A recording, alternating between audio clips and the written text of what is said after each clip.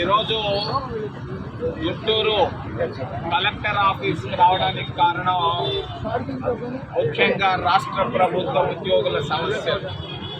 రెండవది రాజధాని, మూడవది ఎరువులు, పెట్రోలు, డీజిల్ సమస్యలు, నాలుగవది రాష్ట్ర ప్రభుత్వం. ఈరోజు 6 లక్షల మంది ప్రభుత్వ ఉద్యోగస్తులు కష్టాల్లో ఉన్నారు.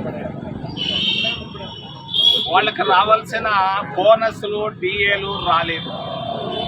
దాదాపుగా 30,000 కోట్ల రూపాయలు బకాయిలు ఉన్నాయి రాష్ట్ర ప్రభుత్వం తరఫున ఉద్యోగస్తులు. మరి కాంట్రాక్టులకు బిల్లులు చెల్లిస్తున్నారు క్రమశిక్షణతో.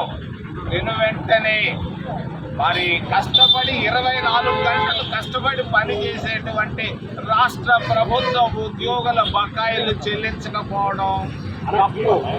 చంద్రబాబు నాయుడు చేస్తున్నది తప్పు అని తెలియజేస్తున్నాం కాంగ్రెస్ పార్టీ తరఫున. వెంటనే వాళ్ళకి రావాల్సినటువంటి 30,000 కోట్ల రూపాయల బకాయిలను ఒక నెల లోపల చెల్లించాలని మేము డిమాండ్ చేస్తూ 1958లో బ్రహ్మానందరెడ్డి గారు ముఖ్యమంత్రిగా ఉన్నారు. ఆయన ముఖ్యమంత్రిగా ఉన్నప్పుడు మొట్టమొదట పిఆర్సీని అపాయింట్ చేయడం జరిగింది. ఈ పిఆర్సీ అనేది 5 సంవత్సరాలకు ఒక్కసారి వేయాలి రాష్ట్ర ప్రభుత్వ ఉద్యోగుల వేతనాలను సవరిస్తూ. కానీ 8 సంవత్సరాలైంది. 8 సంవత్సరాలైనా ఈ రోజుకి పిఆర్సీ వేయకపోవడం రాష్ట్ర ప్రభుత్వాలు, క్రితంలో ఉన్నటువంటి జగన్ ప్రభుత్వం, ఈ రోజు ఉన్నటువంటి చంద్రబాబు నాయుడు ప్రభుత్వాలని నేను ఖండిస్తున్నా. రాష్ట్ర ప్రభుత్వ ఉద్యోగులకు అన్యాయం జరుగుతూ ఉంది. 3 రూపాయలు వడ్డీకి అప్పులు తెచ్చి బిడ్డలు చదివిస్తున్నారు. ఇళ్ల వాడుకలు పెరిగిపోయినాయి, ధరలు పెరిగిపోయినాయి, పెట్రోల్ ధరలు పెరిగిపోయినాయి, బియ్యం ధరలు పెరిగిపోయినాయి, నూనె ధరలు పెరిగిపోయి అన్ని ధరలు పెరిగిపోయి అప్పుల్లో పడిపోయి ఉన్నారు. అన్ని పక్కనే ఉన్నటువంటి రాష్ట్రంలో నిన్ననే విజయ్ డిఏ ప్రకటించాడు. నిన్ననే కొత్తగా వచ్చినటువంటి ముఖ్యమంత్రి డిఏని ప్రకటించాడు.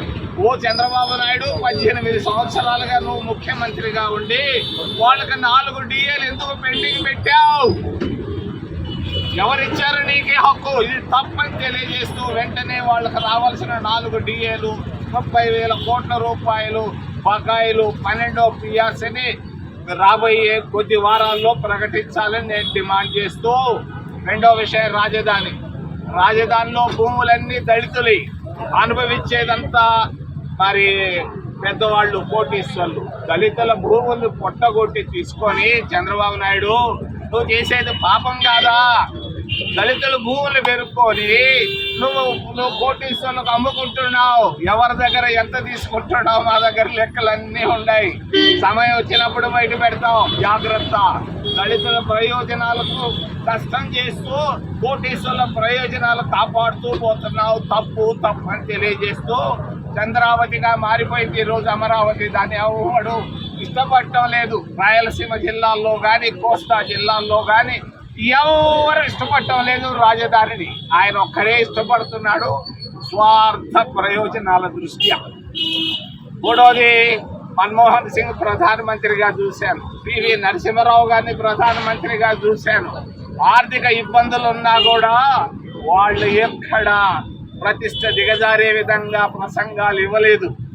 అసలు 300 కోట్ల రూపాయలు ఫారిన్ ఎక్స్చేంజ్ ఉన్న రోజుల్లో కూడా హుందాగా ప్రవర్తించాడు పివి నరసింహారావు, డాక్టర్ మన్మోహన్ సింగ్.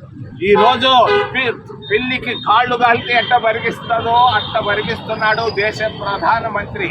పూర్తిగా విఫలమైపోయింది కేంద్ర ప్రభుత్వం. ధరలు కంట్రోల్ చేయలేకపోతా ఉంది. డీజిల్ ధరలు పెరిగిపోయినాయి, పెట్రోల్ ధరలు పెరిగిపోయినాయి, గ్యాస్ దొరకటం లేదు, ఎరువుల ధరలు పెరిగిపోయినాయి. ప్రజలు అష్ట కష్టాల్లో ఉన్నారని తెలియజేస్తున్నాను.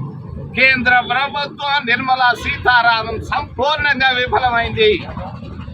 చివరిలో రాష్ట్ర ప్రభుత్వం, చంద్రబాబు నాయుడు దినానికి ఒక పునాది రాయి వేస్తున్నాడు. నిన్న రాజ్నాథ్ సింగ్ తీసుకొచ్చి అనంతపూర్లో వేశాడు.